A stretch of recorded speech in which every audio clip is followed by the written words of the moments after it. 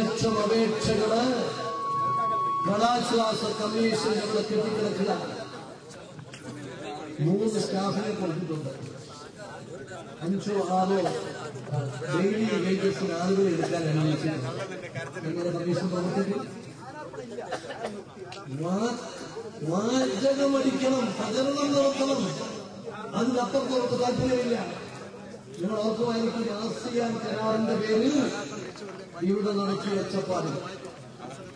ASEAN കരാർ വന്നാൽ കേരളത്തിലെ കർഷകർ അറബിക്കടലിൽ. ഇന്നിപ്പോൾ കേരളത്തിലെ കർഷകർക്കൊക്കെ അവരുടെ കാർഷിക ഉൽപ്പന്നങ്ങൾക്ക് ഉൾക്കാട് വിലയാണ്. കഴിഞ്ഞ ദിവസം നമ്മുടെ ധനകാര്യ മന്ത്രി തന്നെ തുറന്ന് സമ്മതിച്ചു, ആസിയാൻ കരാർ കൊണ്ട് കേരളത്തിലെ കർഷകർക്ക് നല്ല വില കിട്ടുന്നുണ്ട്. അവർക്കൊരു സംശയവും ഇത് എത്ര നടക്കും. ഡോക്ടർ തോമസ് ഐസക് അതോർത്ത് വിഷമിക്കില്ല. ആസിയാൻ കരാർ മൂലം ഏതെങ്കിലും കാർഷിക ഉൽപ്പന്നത്തിന് വിലയിടിഞ്ഞാൽ ആ കർഷകരെ സംരക്ഷിക്കാനുള്ള വ്യക്തമായിട്ടുള്ള വ്യവസ്ഥ കേന്ദ്ര ഗവൺമെന്റ് ഉണ്ടാക്കിയിട്ടുണ്ട്. ശ്രീ പ്രണബ് കുമാർ മുഖർജി അധ്യക്ഷനായി ശ്രീ എ കെ ആന്റണിയും ശ്രീ വൈരാഗിയും അംഗങ്ങളായിട്ടുള്ള കേന്ദ്ര മന്ത്രിസഭാ ഉപസമിതി അതിന് വ്യക്തമായിട്ടുള്ള ശുപാർശകൾ കൊടുത്തിട്ടുണ്ട്. ഇപ്പോൾ ഏതായാലും ആസിയാൻ കരാർ കൊണ്ട് പ്രയോജനം ഉണ്ടായല്ലോ. അത് കേരളത്തിന് നേട്ടമാണല്ലോ, ഇന്ത്യക്ക് നേട്ടമാണല്ലോ. എല്ലാത്തിനെയും എതിർക്കുക, എല്ലാത്തിനും എതിരായ നിലപാടെടുക്കുക. നാദാപുരത്തുകാരോട് മാർക്സിസ്റ്റ് പാർട്ടിയുടെ സമീപനം എന്താണ് എന്ന് ഞാൻ പ്രത്യേകിച്ച് പറയേണ്ടതില്ലെന്നറിയാം. മനുഷ്യത്വമില്ലാത്ത പെരുമാറ്റം.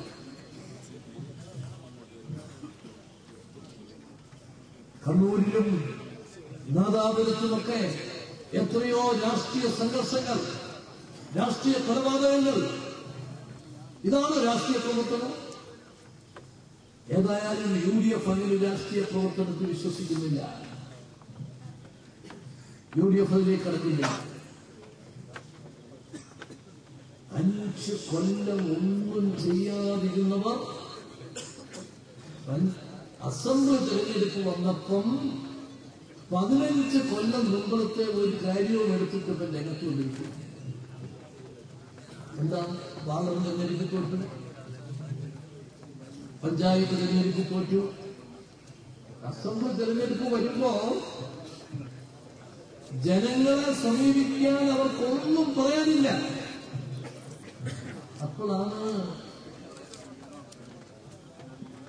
15 കൊല്ലം മുമ്പ് നടന്ന ഇടതുമുന്നണി ഗവൺമെന്റിന്റെ കാലത്തെല്ലാം ചർച്ച ചെയ്ത് കോടതികളൊക്കെ തീരുമാനമെടുത്തൊരു പ്രശ്നവും ഉയർത്തിക്കൊണ്ടുവന്നിരിക്കുന്നത്. ഞാൻ ഒന്ന് മാത്രമേ പറയുന്നുള്ളൂ. മുസ്ലിം ലീഗ് UDFന്റെ ഘടകകക്ഷി VK കുഞ്ഞാലിക്കുട്ടിയെയും മുസ്ലിം ലീഗിനെയും ഒറ്റപ്പെടുത്തി ആക്രമിക്കാമെന്ന് ധരിച്ചാൽ കേരളത്തിലെ UDF ഒറ്റക്കെട്ടായി നിന്നുകൊണ്ട് ലീഗിൽ കുഴപ്പമുണ്ടാക്കാൻ, UDFിൽ കുഴപ്പമുണ്ടാക്കാൻ ഇറങ്ങിത്തിരിച്ച പിണറായി സ്വന്തം പാളയത്തിലെ പട കണ്ട് ഇപ്പം നിശബ്ദനായിട്ടിരിക്കുക. ശ്രീ P. ശശി പറഞ്ഞതെന്താ? മുഖ്യമന്ത്രിക്കെതിരെ എത്ര ഗുരുതരമായിട്ടുള്ള കാര്യം. ഒരു ജുഡീഷ്യൽ കമ്മീഷനെ സ്വാധീനിക്കാൻ ശ്രമിച്ചു. നിയമം നിയമത്തിന്റെ വഴിക്ക് പോകുമെങ്കിൽ അതിന്റെ പേരിൽ മുഖ്യമന്ത്രിക്കെതിരെ കേസ് എടുത്ത് അന്വേഷിക്കണം. മുഖ്യമന്ത്രി ഇപ്പൊ അങ്ങനെയൊന്നും ചെയ്തിട്ടില്ലെന്ന് മാത്രം പറഞ്ഞു. അതുകൊണ്ടാകുമോ? ശ്രീ ശശി ആരാ?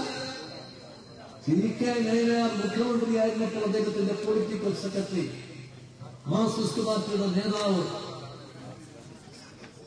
അദ്ദേഹം പറഞ്ഞത് ഗൗരവമായിട്ടുള്ള കാര്യം. അതിന് കേസെടുത്ത് അന്വേഷിക്കണം. ഈ നാട്ടിലെ ജനങ്ങൾക്ക് സ്വീകാര്യമായ മറുപടി കൊടുക്കാൻ ശ്രീ അച്യുതാനന്ദന് കഴിയുന്നില്ലെങ്കിൽ അദ്ദേഹത്തിന് ആ സ്ഥാനത്തിരിക്കാൻ പോലും യോഗ്യനല്ല എന്ന് പറയാൻ ആഗ്രഹിക്കുന്നു. ഞാൻ ദീർഘമായി മറ്റു കാര്യങ്ങളിലേക്ക് ഒന്നും കിടക്കുന്നു. നിങ്ങളിൽ നിന്ന് കാത്തുള്ള ഈ ആവേശം, ഈ താല്പര്യം എന്നും എന്നും ഐക്യ ജനാധിപത്യ മുന്നണിയോടൊപ്പം ഉണ്ടാകണം എന്ന് ഞാൻ അഭ്യർത്ഥിക്കുന്നു. ഈ മോചനയാത്രയുമായി നാദാപുരത്ത് വരുമ്പോൾ എനിക്ക് നിങ്ങൾക്ക് നൽകാൻ, UDF വേണ്ടി നൽകാൻ ഒരു ഉറപ്പ്, ജനങ്ങളുടെ ആവശ്യങ്ങൾ അറിഞ്ഞ്, നാടിന്റെ പ്രശ്നങ്ങൾ പഠിച്ച് അതിന് പരിഹാരമുണ്ടാക്കാൻ ഐക്യ ജനാധിപത്യ മുന്നണി എന്നും നിങ്ങളോടൊപ്പം, കേരളത്തിലെ ജനങ്ങളോടൊപ്പം ഉണ്ടായിരിക്കും എന്ന് പറയാൻ ഞാൻ ആഗ്രഹിക്കുക. കഴിഞ്ഞ 5 വർഷക്കാലം ജനങ്ങളെ പറയുന്ന ഭരണം കേരളത്തിലെ ജനങ്ങൾ ധരിക്കുന്നില്ല ഇത് ഞങ്ങളുടെ ഭരണമാണ് എന്ന്. ഐക്യ ജനാധിപത്യ മുന്നണി ജനങ്ങളുടെ ആവശ്യങ്ങൾ അറിഞ്ഞു പ്രവർത്തിക്കാൻ ആഗ്രഹിക്കുന്നു.